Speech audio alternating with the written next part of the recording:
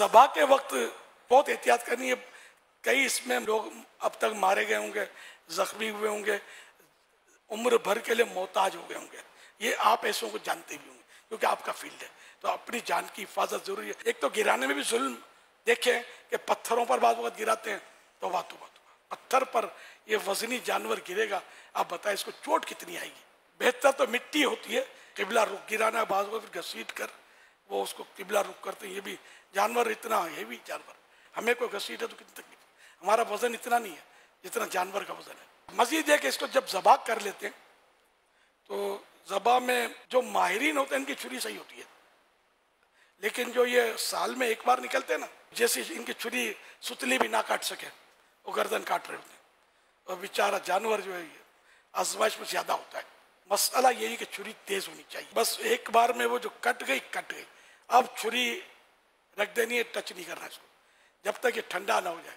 अब ये क्या करते हैं, कट होने के बाद फिर थोड़ा थोड़ा काटेंगे। फिर ये बड़े जानवर के लिए तो और भी तकलीफ दे मामला। उसके यहाँ से जिंदा खाल उधेड़ कर इसमें छुरी डालकर ये दिल की रगें काटते हैं।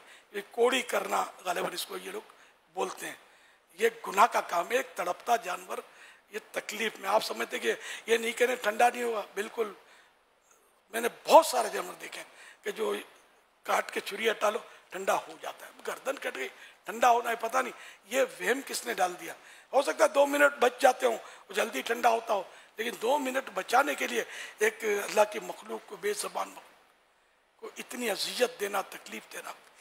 हम जो भी आपको बता रहे हैं ये आपकी दुनिया आखिरत और अपनी दुनिया आखिरत की भलाई के लिए अर्ज कर रहे हैं। बकरे के साथ जुल्म ये होता है, बल्कि ये मजालिम होते हैं कि बाज़ों का ज़रूरत से ज़्यादा मैंने देखा है बकरे को यूँ उठाते हैं जैसे बहुत बड़ा तीर मार रहे हैं, बहादुरी कर रहे हैं। एक बेज़बान जानवर को यूँ उठाएंगे, और छोटा होता है, बहुत बड़ा जानवर तो इनसे भी नहीं उठता।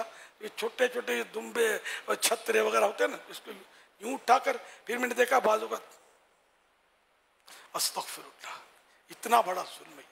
ये बेज़बान बेचारा किसको बोलेगा यार। अब तो वैसे उसने कटना ही है। जब ये मौत के लिए तैयार है तो इससे पहले इसको आधी मौत तो मत दो यार। ज़बा करने के बाद इसकी गर्दन चटखाते हैं, ये भी जायज़ नहीं है कि बेफायदा तकलीफ है। असल जानवर की ये 4 रगें होती है, एक सांस की नली, एक ग़िज़ा की नली, और 2 इधर बड़ी रगें होती हैं खून की। ये 4 कट जाए ठीक है, चारों का अक्सर हिस्सा, मेजॉरिटी पार्ट ये कट जाए तब भी जानवर हलाल हो गया, ठीक है ना। तो अब बिला वजह वो हड्डियां काटना और इसकी हराम मगज दिखाना और गर्दन मोड़ना, व्हाट इज दिस, ये क्या है, चटखाना। तो ये हर जुल्म है। ये ठंडा होने से पहले इसकी नली पर उल्टी छुरी मारते रहते हैं। बाद लोग खाली यूं टांग उछाल के रख देते हैं, इससे भी पता चल जाता है। छुरी तो कब कि जब बहुत ज्यादा जरूरत हो तो आहिस्ता से टच करें। आपकी हड्डी पर कोई हल्की सी डंडी मारेगा तो चीख निकल जाएगी, तो उसकी भी हड्डी नली है ना, उसको तकलीफ बहुत होगी, तो वो इससे हिलेगा। दूसरा, छुरी अगर रख भी दी तो क्या करते हैं कि कटी हुई गर्दन को यूं निचोड़ते हैं। बड़ा जानवर है छोटा जानवर, यूं करते रहते हैं। आपके हाथ में खुजली होती है यार, तो कोई मलहम लगा लो। इस बेचारे को क्यों तकलीफ दे रहे हैं, इससे क्या ठंडा हो जाएगा। आपका जख्म हो जाए, जख्म तो सबको होता है, इसको कोई यूं यूं करे घिसे तो आपकी चीखें कितनी निकलेंगी।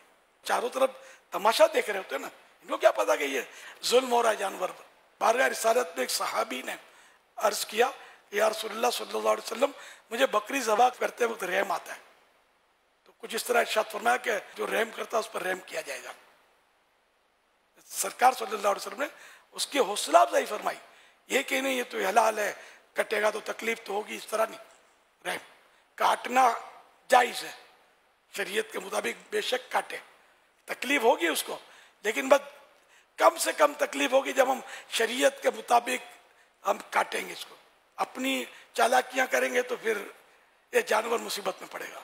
और ये याद रखें कि मुसलमान पर जुल्म करने के मुकाबले में जानवर पर जुल्म करना ज़्यादा सख्त है। ये लिखा है तो बाहर शरीयत में, जानवर ये बेज़बान, मुसलमान तो ज़रा के केस कर देगा, कुछ भी करेगा, किसी ने इसको सताया, तकलीफ दी, मारा पीटा।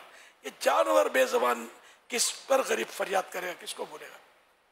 तो ये जुल्म इस पर ज्यादा सख्त है। ऊंट का नहर करना, अब ये भी हमारे गोश्त फरोशों में से शायद हजारों में किसी को आता हो। ऊंट को नहर करने का तरीका ये, तो किबला रुख खड़ा कर दिया जाए और इसका उल्टा पांव जो है ना, ये मोड़ के इसके घुटने को बांध दिया जाए, तो ये 3 टांग पर खड़ा होगा।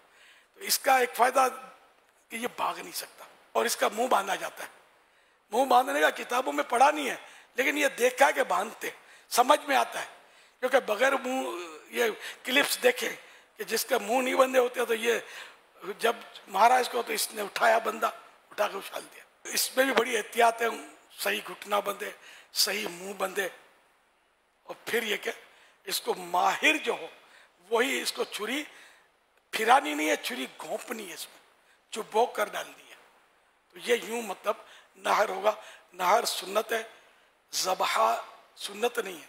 लेकिन अगर ऊंट को ज़बा कर दिया तो हलाल हो गया गोश्त, सुन्नत छूट गई नहर की।